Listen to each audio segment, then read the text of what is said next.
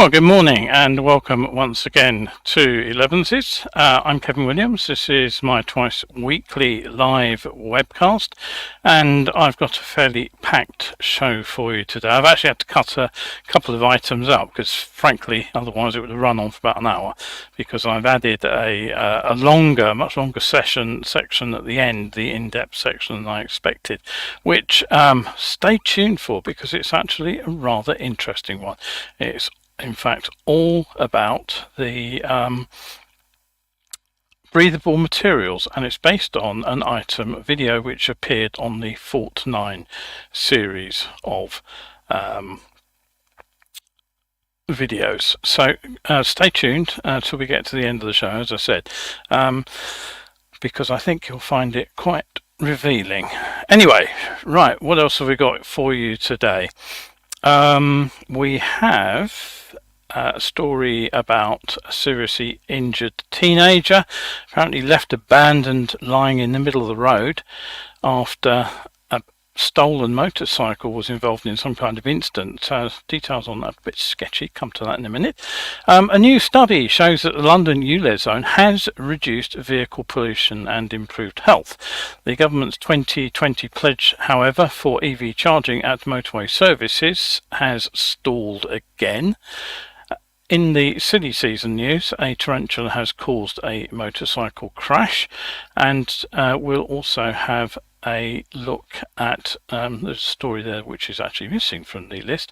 What happens when vigilantes catch up with people stealing electric cables? Okay. Then we'll have a look at a couple of electric scooters from Spain. One conventional looking, one retro, and I'll also talk very briefly about the hyperbole button that has been hit by Ducati as they launched their new Hypermoto single, which frankly I think goes over the edge of responsible. And then finally, that in-depth section, as I mentioned right at the end of the show, will look at breathable membrane. So do stay tuned for that. I think you will find it very interesting indeed. And don't forget, if you have questions, if you have comments, anything you want to say about anything in the show, do drop me a line. Always interested to hear what you have to say. Kevin's looked in, Paul is here, and so is Clive. Good morning to you all. I'm sure Paul will have something to say about the breathable membrane item. Right, okay, so anyway, on with the news then. First story of the day is the weather, and as you've probably noticed, the weather is rather better today. That's the wrong button. There we go. We'll get the picture up in a moment. There it is, that's the one showing the weather. Yeah, Storm Kieran has passed us by. Hopefully you survived without too much damage there. There were some appalling scenes from the Scilly Isles in particular, and they got it really bad in northwest France as well. So that did deliver its package of fairly fearsome winds and heavy rain. I know that a friend of mine on the Isle of Wight was wondering whether her roof was coming off. But the next few days do look rather better. Any early rain today should have cleared away from the east coast by now. It's actually a bright sunny day out there today, barely a cloud in the sky, so should be very pleasant for riding today. It is a bit breezy. There are showers around to the far west, but for much of the country it looks like a nice day in the low teens temperature wise. Monday, Tuesday look like repeats for performances of today, but Wednesday does look like a return to slightly wetter conditions. After that, all a bit unchangeable still. Watch the news next Wednesday to find out what the weather is likely to be. Okay, so on with the news. Now the first story of the day is that the rider of a grey Honda CBF 600 has left their teenage passenger who was on the bike lying in the road with serious injuries. Now this incident happened in Wolverhampton. It was around 1 10 in the afternoon on Wednesday, November the 2nd. And it appears that no other vehicle was actually involved in the incident. Now, as I say, no details about exactly what happened, but the boy, who was aged 17, was taken to hospital where he remains in a serious condition. The police are looking for witnesses, and anyone obviously with dash cam footage that may have captured the incident should get in touch. Detective Sergeant Paul Hughes, who's from the Serious Collision Investigation Unit, says, "I can confirm that the motorcycle was a stolen vehicle and that sadly the passenger was not wearing a helmet at the time of the incident."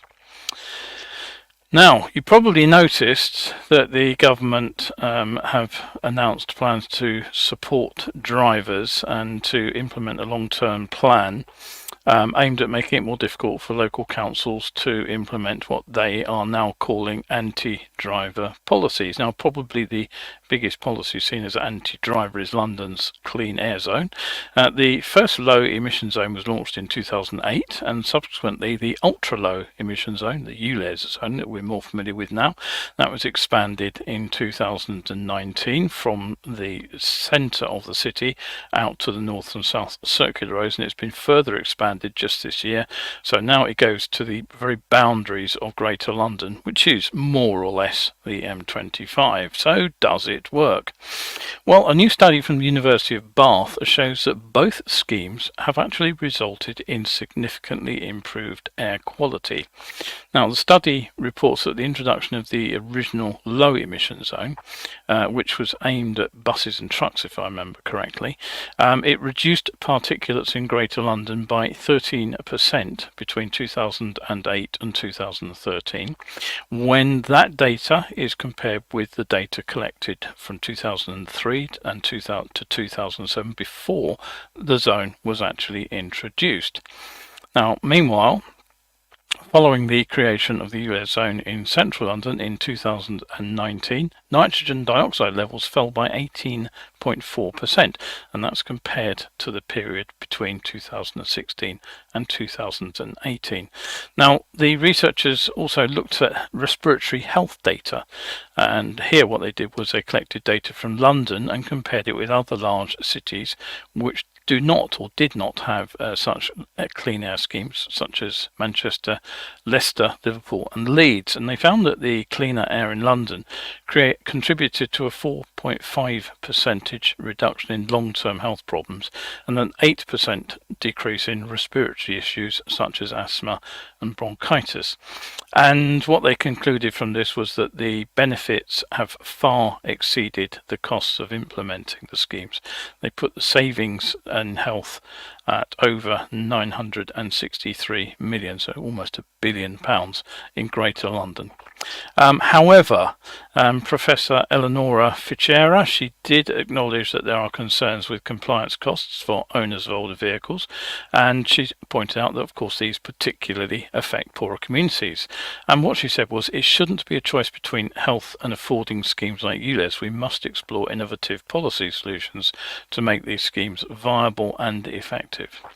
But of course, with the government seemingly set on a path to woo the motorist at the expense of the environment, that statement, I suspect, will present a real challenge, particularly in the context of my next story this morning, which is all about electric vehicles and charging points. Now, you may remember that just before we went into the first COVID lockdown in March 2020, Rishi Sunak, then of course in his post as Chancellor of the Exchequer in Boris Johnson's government, he promised a rapid charging fund to upgrade EV rapid charging capacity at motorway service stations in England by the end of 2023. Now, a spokesperson for the Department for Transport has said that about 96% of motorway service areas already have charging available. But the service station operators say that that figure may be true. There may be electric charging points almost everywhere, but the points are that the sites lack power needed for ultra rapid charging. And the data company ZapMap says that there are 136 motorway services which have charging points, with 912 open access devices with power ratings above 50 kilowatts. But where, but the few of those, very few of those, reach the ultra rapid level, which is apparently 150 kilowatts or more. Now, the ultra charging fund was designed to ensure that the growing number of electric cars out on the roads could find somewhere to sort of refuel in a relatively short time by subsidising the costs of uprating the infrastructure to allow these charging points at motorway services, but also on A-road service areas too. But here's the bad news: more than 3 years after it was announced, the near £1 billion fund is still not open for applications. Now, delays have apparently resulted from investigations by the Competition and Markets Authority, but also there's pushback, believe it or not, from charge point operators, because the proposals would have ensured that two different operators would be required to install charging points at each motorway services. This would be to ensure that there would be some price competition. I'm sure that if you've ever refilled in a motorway services, you'll have noticed that you are paying way over the odds for the fuel there, simply because you have no choice unless you pull off the motorway and find a cheaper filling station. Now, even the pilot scheme has suffered delay after delay. That was supposed to have rolled out in late 2022, 2.5 years after the scheme was announced, so not exactly quick off the mark there. Then it was pushed back to spring 23 earlier this year. It was delayed again to the summer of this year, and right now the Transport Minister Jesse Norman, he said last week in the House of Commons that they were still in the process of developing the pilot scheme, and he said it will open in due course, so anywhere in the future that could be. Industry sources say it's unlikely to happen before the end of the year. Now, Sunak has already been criticised, of course, for rowing back on his net zero policies, and this latest setback means that the full scheme will almost certainly be delayed until after the next general election, which means, of course, it will no longer be the Tories' problem. Now, it's not as if the scheme is exactly aimed for the moon either. The pledge was to have just 6 ultra rapid chargers at every motorway services, and as I commented way back in 2020, one of my earliest 11s, at the time I thought that seemed highly unlikely to be even a fraction of the number of the necessary chargers that would cope with the rapidly growing number of EVs. And Simon Williams, head of policy at the RAC, he has said it's very disappointing that Rapid Charging Fund is still not open for business. He said that in May, the RAC found that less than 1/4 of 119 motorway services had a minimum of 6 chargers. So last year, you may remember at Christmas, there were reports of charging rage as drivers battled to get their vehicles into the very few available slots on motorway services. So unless there's been substantial investment in the last 12 months by private companies to boost these charging spots, I can't see things getting any better. Be interested to know who runs an electric car and if they have had any problems with that. Kevin says less stinking old fume belching buses might help further.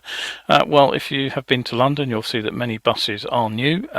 The route masters breathed their last several years ago. Many buses are actually hybrid, and there are even some that are hydrogen powered. So yes, you're right about buses needing to be clean, but I think you may be wrong there on the factual data. I would suggest that you check it up. But I do agree with this. Is it possible the task of setting up an adequate charging infrastructure has been grossly underestimated? I suspect not by anybody who understands electric charging. It's easy enough to work out if everybody plugs in a car and charges it overnight how much the extra drawdown would be and whether or not the charging system could cope with it. That's an fairly straightforward calculation to do. There has been some savings, I know, in urban areas because office lights have been turned off because people are working from home. But yeah, that is a question which I suspect it's underreported certainly, but I do think that it's probably the people with the running charging networks are pretty damn well aware of it. Right, okay, on to some of the silly season news. What would you do if you became engaged in a fight to stop a motorcycle riding thief from stealing your phone? Well, Mark Russell Zapata, he was walking down the street in Manila in the Philippines when he had his phone snatched off him. In response, he grabbed the keys to the thief's motorcycle. He then rode the bike to the local police station where he handed it in. Police have since traced the owner, who claims that another man had been borrowing the vehicle. A police spokesman said this is a highly unusual case that we are dealing with now. Yes, I haven't actually heard of anybody else nicking the thief's bike in response. That's a good one. Meanwhile, in Kenya, a group of vigilantes have taken revenge on the thieves who left their village in darkness for 3 weeks after the theft of copper electricity cables connecting their local transformer. So apparently it seems that what they did was they staked out the power lines leading to their village, and they actually detected a group of people who were in the process of stealing 60 further meters of the cable by cutting the wires down from the tops of the poles. Now, apparently they were watching these people from 1 a.m. until dawn, which was 4 hours later. When they confronted them, the thieves managed to escape, but they abandoned their 3 motorcycles which they'd hidden nearby and which presumably they were going to use to transport the copper away. So what did they do? Well, they took their revenge by torching the bikes. The local police are looking into the incident. The number plates seem to have survived there, so maybe they can be used to trace the suspects, who it's said are still at large. Right, moving on to some motorcycles. Now, the motorcycles, obviously electric motorcycles are all the rage at the moment. The thing that I would say is that there are some very strange looking motorcycles around. That's one of them. That's an Evoque. No, it's not. Hang on a minute, what is it? I've forgotten. Oh, never mind. But I'm coming back to that one next week. It's the 6061 GT. I think it is actually an Evoque, which is a Chinese brand. But that's a slightly bizarre looking bike, isn't it, really? So I'm going to look at something a little bit more sensible and conventional looking. So this is the Velka 1, and it's exhibiting at the Milan EICMA show. That opens its doors on the 7th, I think it is, so a couple of days time. It's a young Spanish brand. They're said to focus exclusively on the urban mobility sector, and they say what they're offering is a range of electric motorcycles and electric bicycles. And they proudly headline their product range as, I love this actually, the first 100% electric motorcycles that don't look like robots. That's the translation into English from their Spanish website. So this is the first of the 2 machines. I'll just zoom in on that for you so you can see it a little bit more clearly. There it is. It's a fairly standard looking electric scooter, isn't it? Sort of thing you'll see in every city across Europe. It's a sort of 125 equivalent machine. It has a top speed of 125 kph, and that's from a motor spinning out a sustained 7 kilowatts with a 12.2 kilowatt peak power, so that drops it basically straight into the 125 license category. The battery on board is said to offer a maximum of 220 kilometers. It's an 8.2 kilowatt hour removable battery. It can be topped up instantly with the integrated 25 amp rapid charger, which is apparently on board the bike, so you don't have to sort of buy that extra or anything like that. It gets ABS, you get Michelin tires, you get keyless ignition, you get the now inevitable Bluetooth capabilities, and the price is a fairly reasonable €6,500. Yes, it's still more expensive than the petrol scooter, but it's not out of this world. Now, I really like this one actually. This is obviously a much more retro style, traditional look, Lambretta, Vespa, whatever you like to call them, style scooter. I think it's quite cute anyway. Well, you may have different opinions, but I think it's a fairly timeless design, and honestly I think it's a bit of a breath of fresh air after all those wild robot designs that have appeared over the last 3 or 4 years. Some of those would have put Tron to shame, frankly. Anyway, for your money you get either a 100 kilometer range 45 kph version, so it's basically a moped, and that comes with twin 11 kilogram removable batteries, and this should be as I say, moped license friendly.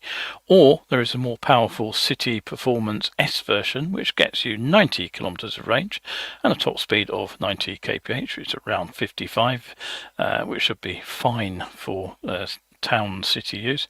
And this gets a single 18 kilogram removable battery. I'm not sure why they didn't fit the machine with the twin 11 kilogram batteries of the moped, because it would have given the bike more range, of course. Maybe it's because the motor takes up more space, but 18 kilograms is a fair weight to lift out of the bike. Anyway, Velka aim to showcase their bikes in order to expand into international markets. They say they're focusing on Italy, France and Germany first, and they want to be seen as a top brand offering exclusive design, high quality, affordable prices and excellent after sales service. Right, okay. Kevin says he stands corrected on London buses. Yeah, but certainly we could do with Network Rail improving their railway locomotives. Some of the well, they're obviously owned by private companies now, aren't they? But you get me drift. There are an awful lot of lorry trucks crisscrossing London, and some of those produce clouds and clouds of diesel fumes. Right, okay, now as I said, it's the Milan show coming soon, so there's a sudden rush of model launches, and if you have looked at any news outlet on motorcycles anywhere this week, I'm sure that you haven't missed one launch, and that's of the Ducati Hypermoto 698. Now this is it, the mono it is. Where's the picture of it? There it is. It's so that's the bike in question. You've probably not missed the fairly gushing prose that's accompanied its launch too. I've been reading some of the stories in the press, and basically they are thinly rewritten versions of the Ducati press release. And in this press release, what Ducati are keen to tell us is that this is not your average road bike. Instead, it is, quote, a new benchmark for road supermotards.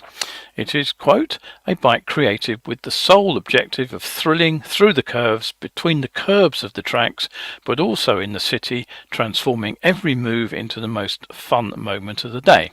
And it is also, quote, the perfect fun bike, essential and light like a racing supermotard, beautiful, sophisticated and high performance like every Ducati. And we're told the Hypermoto 698 Mono is equipped as standard with electronics that allow you to learn to ride like a real supermotard rider. And you are in fact supported by ABS cornering, which for this bike boasts settings specifically developed to manage sideways riding on the track, plus 4 levels of wheelie control. Now, the machine is supposedly a work of art that combines power, precision and style in a way that only Ducati can. And to round off, whether you are a seasoned rider or a beginner, this bike will take your riding experience to new heights. Well, I'm overwhelmed already by that. So I went to find the press release and I had a look at it, and here are some of the photos that Ducati are promoting their street legal motorcycle with. First one there, obviously impressive wheelie, so you can get your elbow down if you want to on it.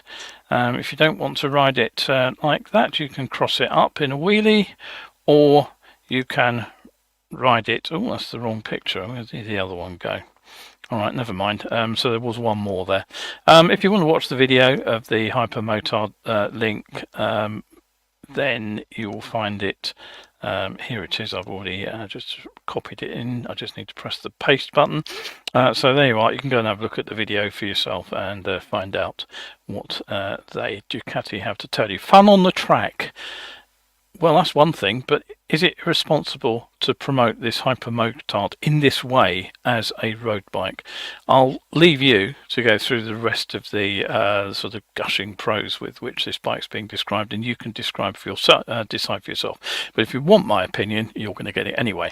If we want to help the people who would like to see motorcycling banned, then promoting bikes in this fashion isn't simply handing those individuals and bodies an excuse to put motorcycling in a pine box. We're actually knocking up the coffin ready for them. Now, I think it's fair to say that Ducati aren't the only guilty company with this kind of promotion of a motorcycle. KTM has been promoting their new 390 Duke within the last month or so, and their videos frankly were just as bad, showing riders drifting the bike around corners and things.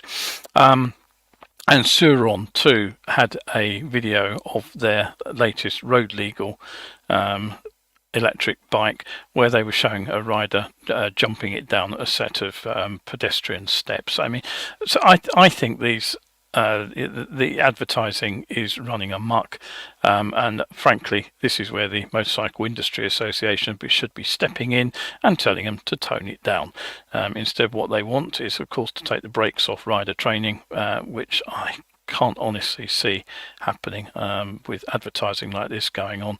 I think that we're just going to make the situation worse. Now, as always, I'd like to hear your thoughts on this.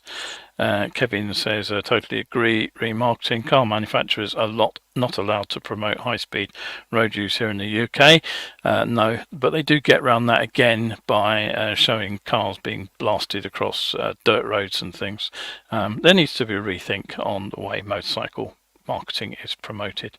I don't think it's particularly sensible. Right, okay, now as we are already at the half-hour mark, I'm going to launch into the final item of the day, which is all about Gore-Tex. Now, I'll just give you the link straight away because the piece I'm going to be doing today is I'm going to be answering the question, do breathable membranes actually breathe in wet weather? And I will say that for years we've been sold these breathable garments in motorcycle clothing, and for years I have been saying the function of this breathable lining is significantly misrepresented. I've been saying that ever since the first Gore-Tex lined kit came out. But at last, somebody else is saying the same as I have been for 20 plus years, and this is Ryan over at Fort 9. So let's have a quick look at there it is, that's the picture I wanted, so just get that up on screen. That is the sort of the page which accompanies the video, and you can see Ryan's not really pulling any punches there, is he? It's entitled Gore-Tex is a marketing gimmick, and the byline there, guaranteed to rip you off, Gore-Tex fabrics. So fairly controversial stuff. Well, it's actually a very interesting video on 3 levels. Now, first of all, it dives into the origin of the material itself, which, as I'm sure you know, is used as a breathable membrane in all sorts of motorcycle clothing, from boots and gloves to jackets and trousers. That was new to me. Secondly, the video also looks at some of the dubious shenanigans that went on during the patenting, trademarking, licensing and marketing of Gore-Tex, most of which was also new to me. And then finally, Ryan takes a look at the science behind just how a breathable membrane, any breathable membrane incident, doesn't matter whether it's the trademark Gore-Tex or any other, how it actually works. Now, I watched Ryan's video with interest. As I say, I have been explaining the basic physics here for 20 plus years, and for more than 20 years I've been shouted down by every time somebody who spent a lot of money on a breathable riding kit who actually wants to believe it works. So it's the science I want to focus on today. Now, let's explain breathability and waterproofing first. Water droplets are essentially composed of millions and millions and millions of water molecules. They are big, but water vapor, by contrast, is the gaseous phase of water. There's water in the air in vapor form around us all the time. We can't see it. As we breathe in and out, we're breathing water vapor in, and we're breathing a bit more water vapor out. We just can't see it. The individual particles are tiny. So compared with the water droplets, which are big enough to actually see. So imagine that you are looking at a football in a net. The holes in the net are tight enough, they're small enough, they will stop the football passing through. But imagine a tennis ball. A tennis ball will actually go through the holes in that mesh quite easily.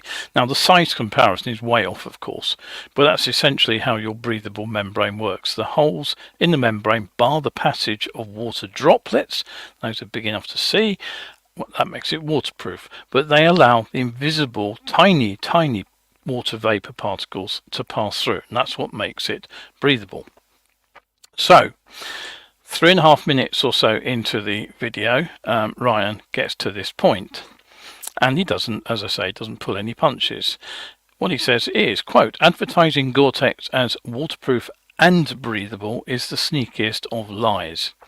It is waterproof, he says, it is breathable, but it isn't and, meaning it can't be waterproof and breathe at the same time. So Ryan explains, air molecules do not simply drift back and forth across borders as if they didn't exist. What he actually says is physics wants a difference in pressure or humidity to push air through.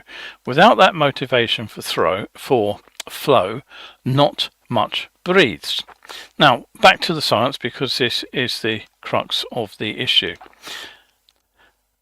There we have a net containing a lot of tennis balls, and the tennis balls are just able to pass through the holes in the net.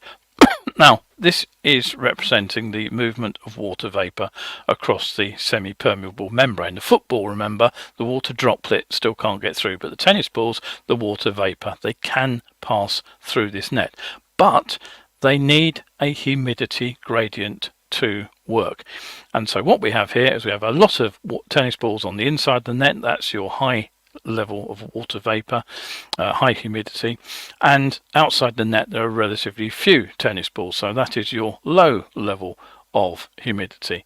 Now if we start to get sweaty inside our riding kit, the semi-permeable membrane will allow water vapor to move through the net just so long as the air outside the garment is less humid. That is what creates the necessary humidity gradient to make the movement of water vapor possible.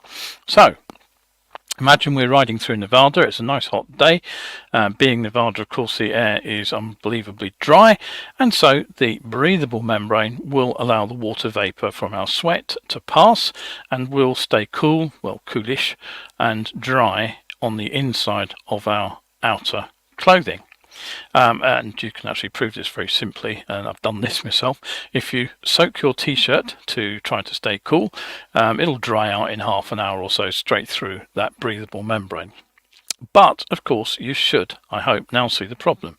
When it rains, the relative humidity of the air outside our breathable garment is between 90 to 99%. That's why it rains, because there's so much water vapor in the air that it condenses and it forms droplets of water. So as Ryan points out, quote, if there's no humidity differential, there's no breathing. And if we're riding in the rain, of course, what would happen is that the outer layer of any fabric would get saturated with the water being driven into it, and of course this happens with a Gore-Tex lined layer. Now the Gore-Tex keeps those water droplets out, remember, but with high humidity on the outside and high humidity on the inside from our sweat, there is no movement across this permeable membrane. There is no breathing going on, and in fact once the fabric actually gets fully wetted on the outside, it's likely the gradient will actually go out to in. And this is why, if you have ever hung up your waterproof garment when the outside has been soaking wet, when you go to put it on next morning, the inside is damp. It's because what's happened is the moisture gradient goes the other way from the outside of the garment to the inside. So you'll often find that Gore-Tex lined boots, Gore-Tex lined gloves, whatever, are damp the morning after. Now Ryan says the only way to paint over this problem is with DWR. This is a durable water repellent layer that encourages the garment to bead off rather than wet it out. And his next argument is actually a killer.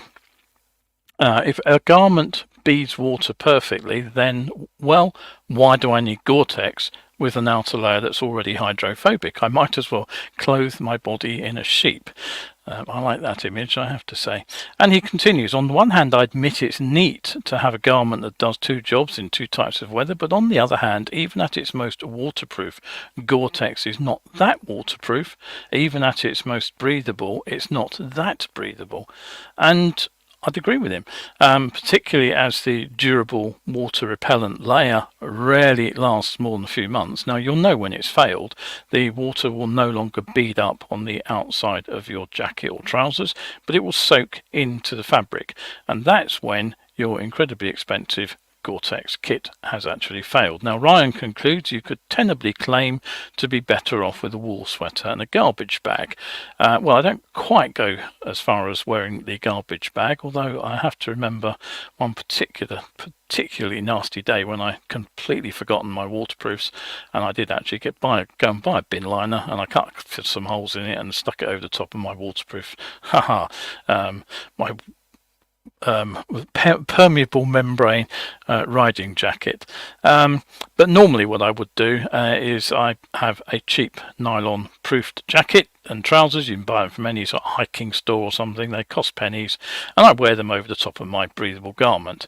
The cheap nylons, they stop the fabric wetting out, but the fabric, because it's now underneath these and stays relatively dry, it will continue to breathe to a certain extent, not 100% well, but at least it generally works better than it will after the water repellent layer has failed.